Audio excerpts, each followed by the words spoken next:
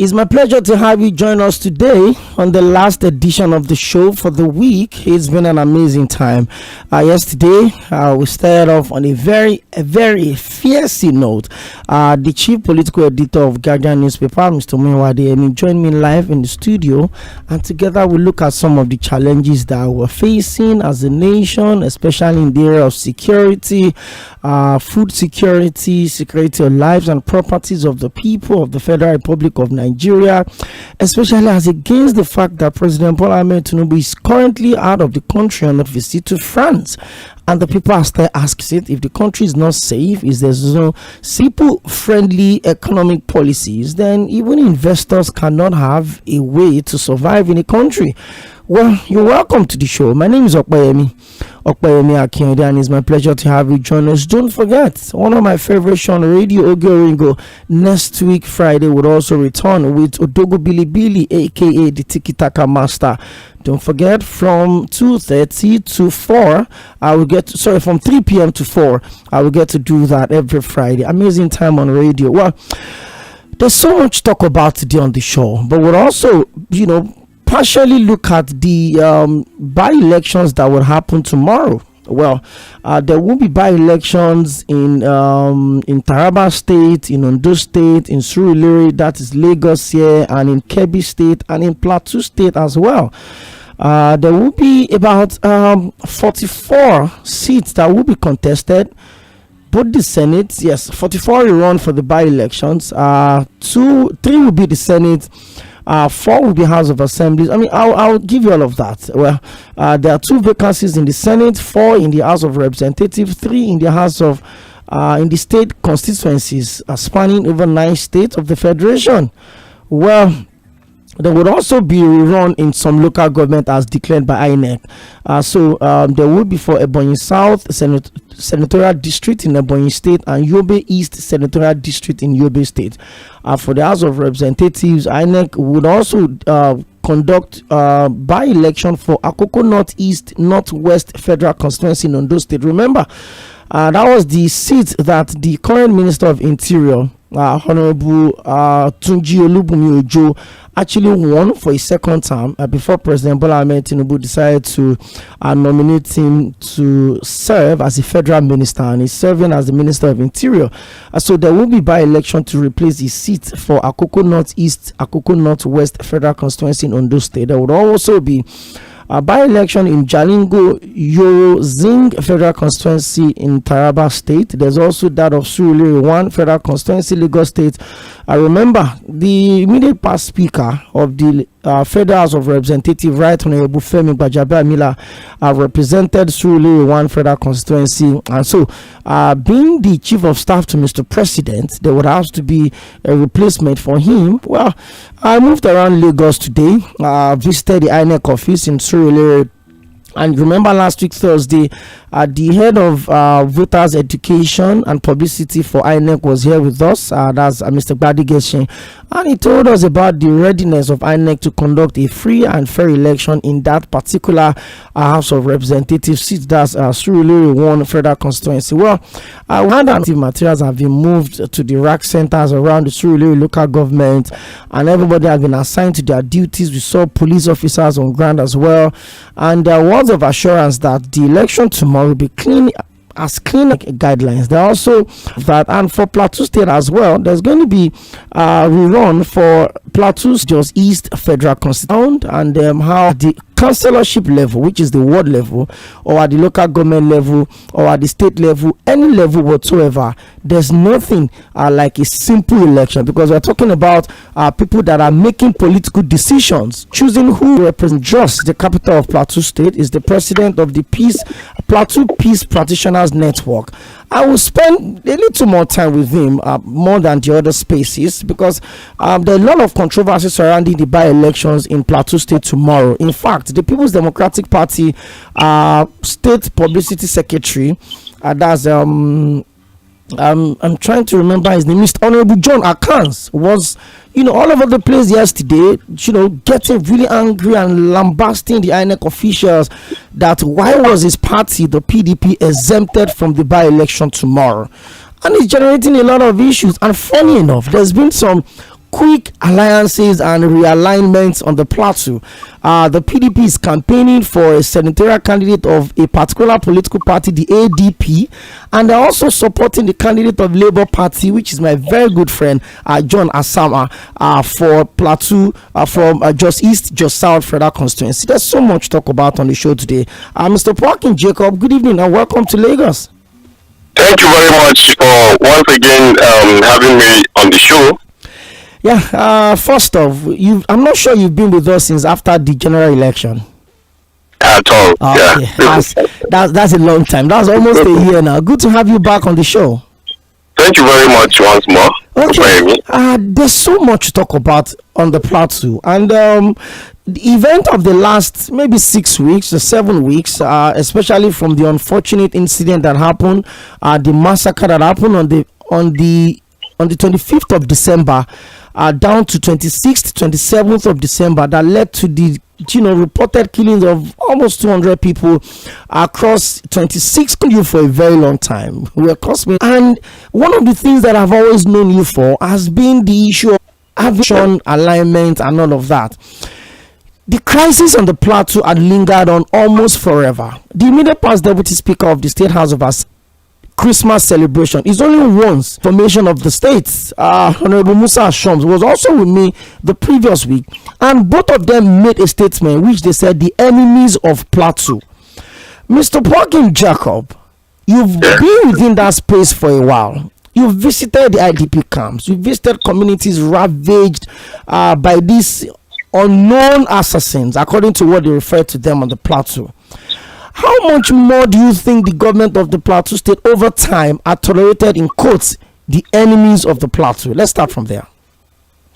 Okay, thank you once with this very killing titles, including terrorism, to see how the communities, entire communities is sacked with 200 people killed and all whatnot at the blow. So it shows again that whether it is the ethno-religious crisis, or it is a farmer-herder conflict, or it is even what we currently would comfortably call acts of terrorism against the state. Now, bringing it back to the conversation around what has the state not done, we look at the state from the state as a state of Plateau and the state of Nigeria. So let's start with from the state of Plateau. You get to see a governor declaring declaring curfew, and yet people are being killed. This is a situation that happened recently. And we ask ourselves this question: can curfews really serve as a safe haven for people who their communities are on ravage? It has proven to be no, because even the governor, the question is, does the governor have the capacity to control even the commissioner of police, the GOC that is within the state, if they have a such platform? Do they have the capacity to control even the DSS? So it takes us bound to the conversation around. That's why we say we cannot have this conversation looking at it at just Plateau State level without looking at the Nigerian factor. Who controls the security architecture in the state and who commands them? Do they wait if there's an attack in my community? Do I wait for the Nigerian government, somebody at the helm of affairs, the commissioner, whoever at the helms of affairs, whether DIG or AIG or DG,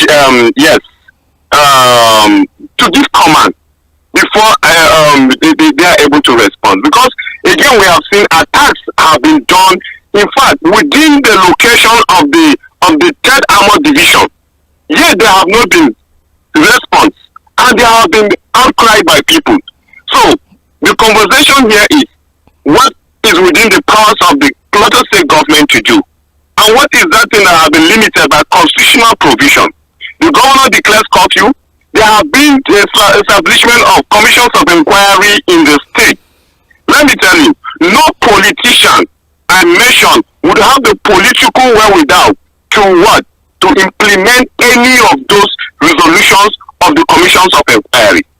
Simply because in time as they have waited, they have like, you have not acted from the beginning. The people, there's a culture of impunity. So there are more, if you want to sanction, if you want to like prosecute those people whose hands are neck deep into this conflict, you're going to be prosecuting a whole lot of people. Those who were victims of yesterday that have become the perpetrators of today. Now this takes us to when then, at what level then can the Plateau State government or whoever intervene in this? So, on one part, the Plateau State government or governor is limited to act on this rascality that happens in the state. On the other hand, we get to see a Plateau State government that doesn't even, they will tell that they don't have budgetary allocation to really meet up to the needs of, the IDPs in those camps. Because when you go to those camps, you're going to see a situation whereby in fact, it is a dehumanizing situation where these people are living in. There are no toilet facilities, there's no food to eat, and people are just living there's even no security presence within those IDP camps. Because in this same Plateau State, in Kwatazawan, there was a time that IDPs were attacked in camps, not IDP camps per se, because it's not a government recognized camp, but because the camps that have been established that they have found for themselves are not even enough to accommodate them. They have gone to locate themselves in another place that is not an IDP camp, but because they are IDPs, we technically could call them IDPs. They were attacked there, about 30 people were killed. So, when we look at what has the government tolerated, you tolerate what you have the capacity to accommodate, to address.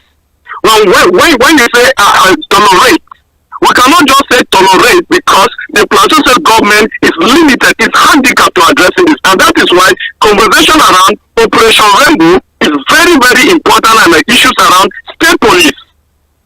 Now, the federal government have always had, we ask this question, we have a president, a commander-in-chief who commands security formations in the state, whether DIA, NIA, DSS, whatever that it is, they are under his control. That's why he is called commander-in-chief. It can never be normal when 200 people are killed in the state, and we have not seen Mr. President ask his service chief, ask those other people who work within the security architecture fundamental questions. Who are the people that are doing the killing? Provide these people for us in the next 24 hours, and I tell you one thing, they will provide those people. You get to see attacks are being done within perimeters for hours, and nothing is being done. Then the question that I ask as a civil society practitioner, because even us, our hands are very handicapped, who is really in charge of the safety of the people? So the conversation around Plateau is both a state level conversation and a federal level conversation, and we must really be sincere about it. People have talked about the political resolution of this issue. There's no political resolution of this issue. The issue there is purely security, is purely peace building, is purely even, acts of terrorism. Can the government invoke critical section or approaches to addressing this issue, or until it gets to the level of how it was happening in the Northeast? Because by the day, if nothing is being done, they will be establishing stronger formation, and before you know it, they have bastardized the state beyond the level that today we are seeing it. Mr. Parkin Jacob, you've actually set the conversation on a very clean pedestal. Now let's open the issue up a bit. Now, last week, the executive governor of Plateau State, His Excellency Governor Caleb Manasseh Mufwang, actually commissioned and officially flagged off the operations of Operation Rainbow. And by the way, Operation Rainbow is the state security network that was established by the former governor of the state, that's former Governor Jonah David Jang. And the administration of Governor Simon Bakola did not particularly do a lot with the Operation Rainbow. So Governor Caleb Mufwang actually restructured it, did some recruitment, empowered them with mobility and equipment and all of that. But you said, as a peace practitioner, there's something that would always come up which they refer to as humanitarian crisis. Yeah. There are IDP camps in Kwata Zawang, that's around Angudi bus stop. The IDP camps inside Bukuru. The IDP camps in Riyom. The IDP camps in Barikin Ladi. And these are not foreigners. These are Plateau people that have been sent packing from their ancestral land, and they've been made refugees even in their own countries. As someone that had been a peace practitioner, I mean, what had been the experience having to talk to these people, having to see people that the entire family had been taken from them, killed in the most unimaginable ways and all of that? Each time you walk into these IDP camps, and for the piece of information, these IDP camps are the people, they are living under the most deplorable living condition you can imagine. People don't have roofs over their heads, and I will tell you for a fact that Plateau State is the coldest state in Nigeria, one of the coldest in Africa. So imagine when people live under tents without cover, no protection, nothing. Each time you engage these people, Mr. Pwakim, what comes to your mind, and what kind of message do they send across to you in respect to, do they feel that they are Nigerians actually? In fact, let me even put it straight up here, because when we make this kind of assertions, people think as if we're just politicizing the issues. Some of these people, some live in those IDP camps, IDP camps, while there are those who integrate themselves into communities. Plateau people do not believe in what do you call it? I want to express to people that I'm helpless. I want to politicize my situation. Even in crisis, people still see that they have some bits of dignity that they could protect. So you get to see one person will harbor like 10-20 people in a what do you call it, in his house or a house, and they are feeding from the little that they are actually getting. Now, back to the issue of the IDP camps. See, when you meet these people, you yourself, you will be affected by secondary trauma, because it is the trauma of other people that will traumatize you as a person. And that is why when you go to these communities, you don't come back happy. When you go to this community, you see somebody narrating a situation whereby he or she in a family, they could get like 20 bags of corn, 20 whatever of their harvest. But now they cannot access those lands. They are feeding from hand to mouth. That in our communities, they were like rich people. But back then, wherever they are living, they are not.